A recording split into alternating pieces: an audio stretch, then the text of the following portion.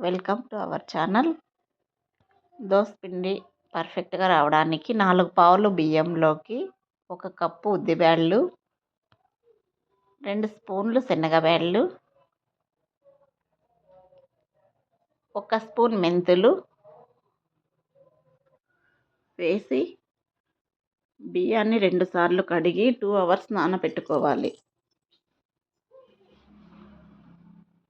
బియ్యాన్ని 2 గంటలు నానబెట్టిన తర్వాత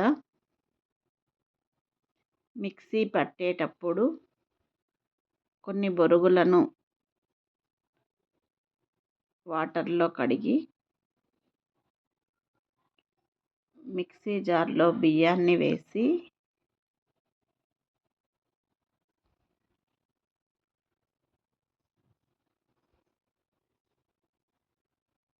దానితో పాటు బొరుగులను కూడా కొన్ని వేసి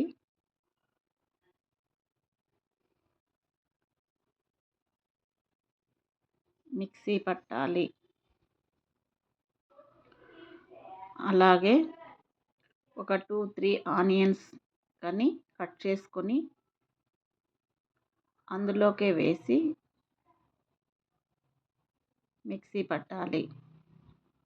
ఈ పిండి ఎక్కువ స్మూత్గా పట్టాలి. దోశలు క్రిస్పీగా రోస్ట్గా ఉంటాయి.